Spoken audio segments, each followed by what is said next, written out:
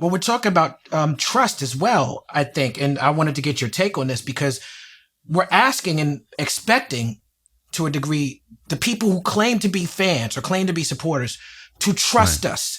That if we say that this is the way in which we want to operate, this is the way that works best for us. Because people will say to me, well, no, that can't possibly be the best way for you to do it. When you talked about intermediaries, people look at Luminary as an intermediary, and without doing a commercial for Luminary, and also without getting into the metrics and the rudiments of our specific deal point or whatever, because that's nobody's business. But if we as Black Star say the best way to support us is to come to Luminary, then if you're a fan, you should trust that.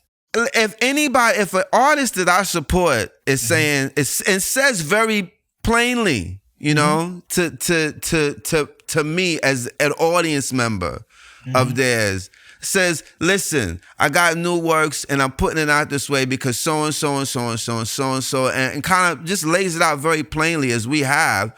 Well, then I'm saying, okay, it's not like a drive through the rally, the Dakar rally for you to do this. We're not asking you to walk through the desert.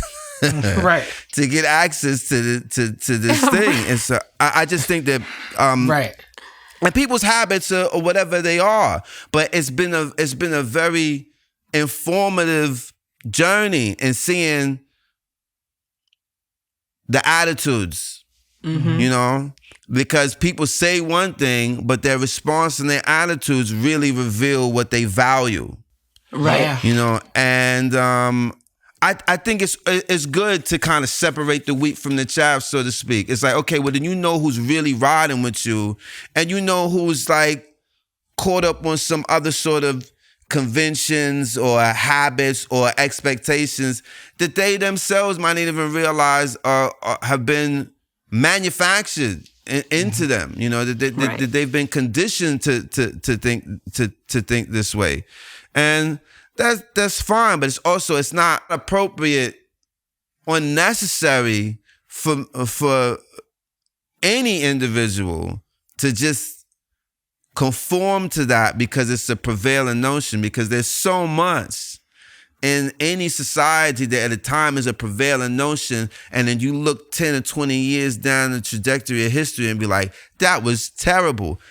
Case in point, in 1984, I saw an ad not long ago for the Marathon 1000 cigarette, which was the official cigarette of the 1984 Olympics. Wow.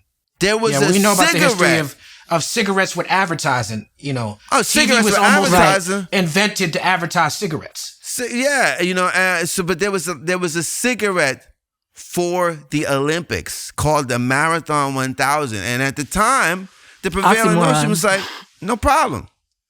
And can you imagine a cigarette company trying to sponsor any athletic events not just in America, but in the Western world at this point? You know, I mean, they still get away with a lot of that in, you know, certain parts of Asia and Africa and stuff like that. But, you know, the prevailing notion was at the time that was fine. The prevailing notion, and, you know, in societies was like, you know, it's no problem, you know, buying and selling people on an auction block and, you know, in broad daylight, you know, bring your family. Let's have a picnic. We can go down.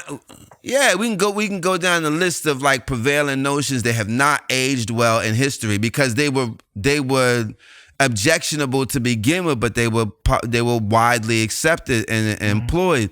So this notion that just because everybody's doing it, that it's one a suitable response or action for you as an individual. Everybody has to, you know, take the action that is best suited for them. And I think that that's what I really respect about what we've done, not only creatively, but in terms of how the work is getting delivered, is that we're asserting that, like, no, this is not, you don't just get it the way that you want to get it based on these prevailing notions and conventions. You're gonna get it and get access to it in a way that we don't get destroyed or completely compromised in doing so. It's like, yeah, you know, we wanted to get out there to as many people as possible, but not at any cost.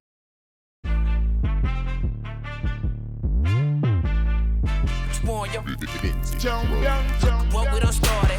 Look at what we done started. This the people party. When opportunity knocking, then young nigga move that door. Whoa, get your foot stuck in it, call me young, go get it. They can't fuck with it, might as well roll with it.